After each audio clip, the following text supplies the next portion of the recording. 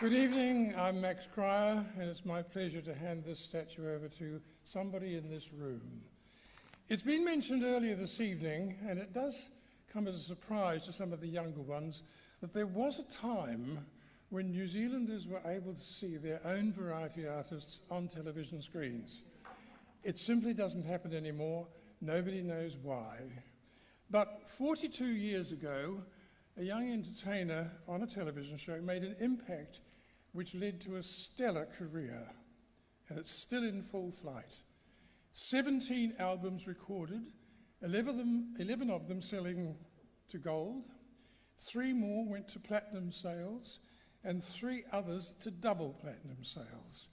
This artist has a New Zealand Entertainer of the Year award, 3 Golden Guitar Awards, has been honoured by Rotary International as a Paul Harris Fellow, is a New Zealand Sport and Cultural Ambassador, has a New Zealand 1990 Commemoration Award, an OBE from the Queen, and now a Benny to Suzanne Prentice.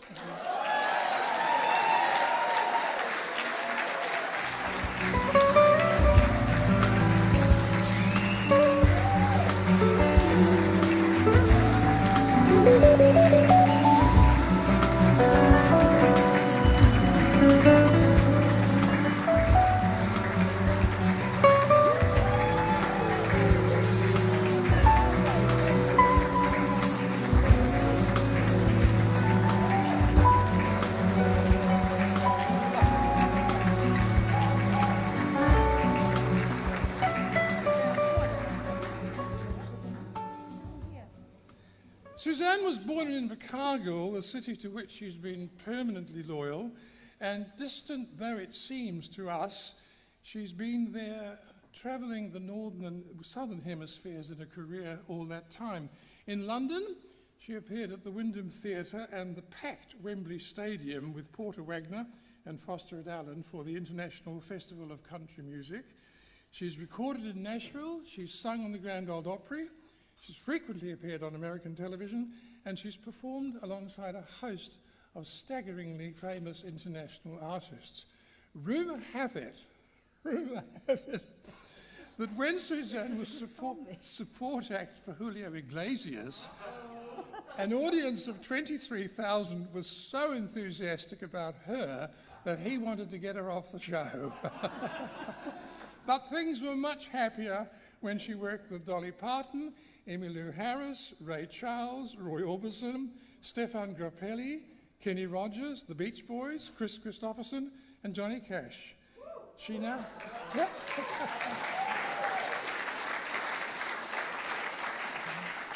She now has the New Zealand Country Music Legend Award, and her handprints are in concrete in 2 places, in Gore for the Country Music Centre, and also in the Hall of Fame in Tamworth in Australia. Now, Suzanne, curiously, I understand that when you were growing up, singing really never occurred to you that you actually wanted to be a policeman. Policewoman. Policewoman, I Yeah. beg your I mean, I could have tried. Move a bit. In fact, I'm probably better. I'm too short to sit on a stool. You're too short to too stand short. next to me. They could be.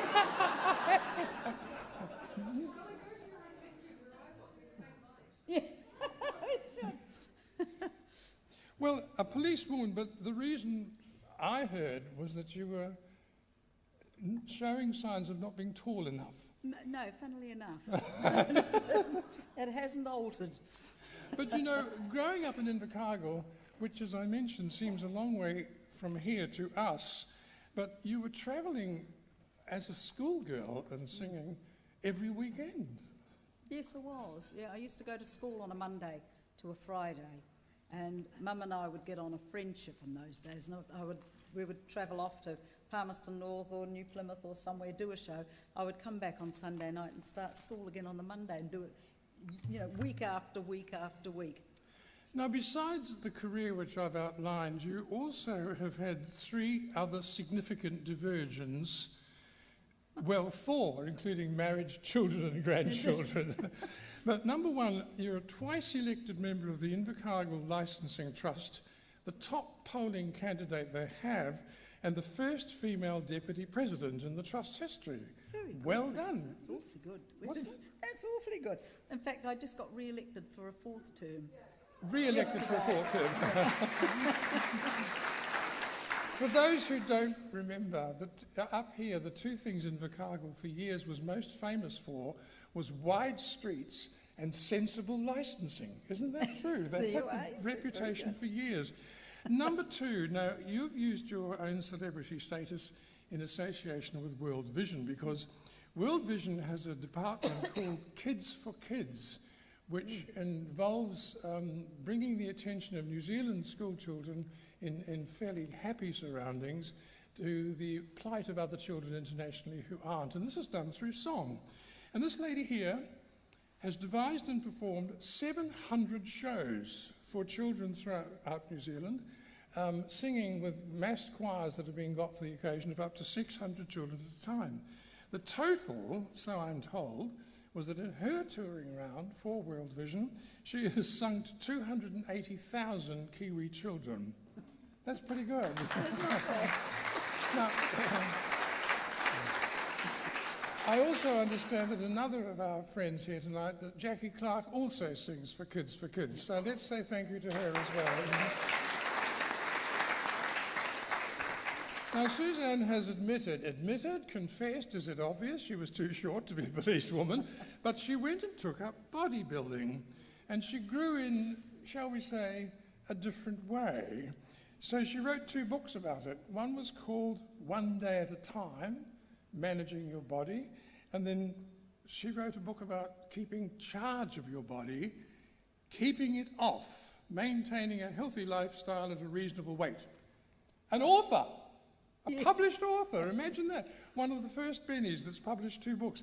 Now, from a career that started with a TV performance of the song Funny Face, I Love You, there grew an artist with a willingness to encourage children less fortunate than herself, a strong sense of community commitment, and a career with international respect. 2016 Benny, Suzanne Prentice.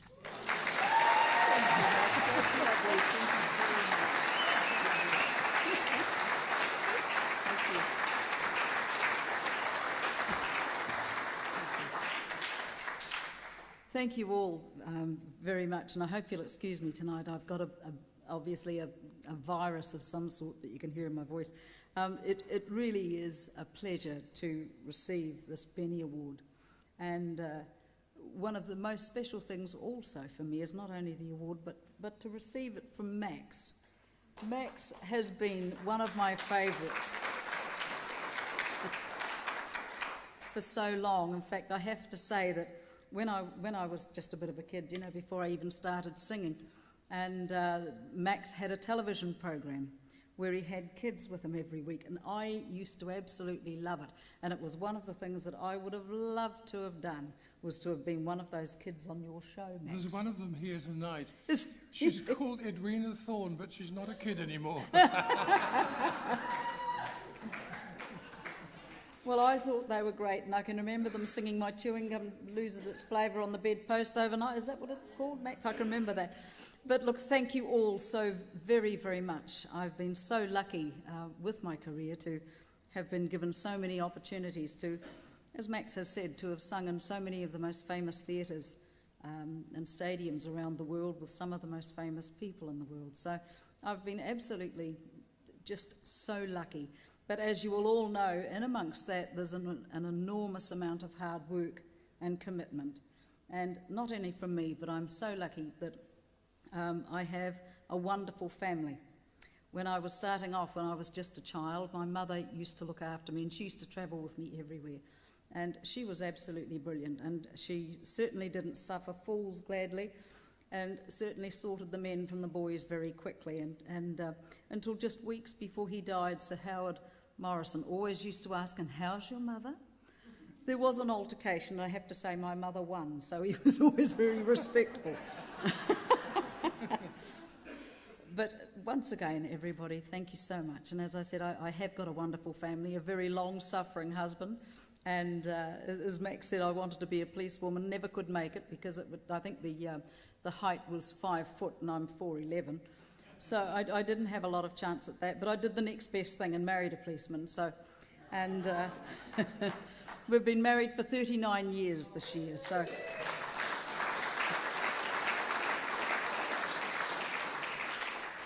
So I've been extremely lucky that I've been able to I guess, work together. I had to have a career and be able to have a family. I've had the best of both worlds. And that's thanks to everybody, people like yourselves. Thank you very much, everybody.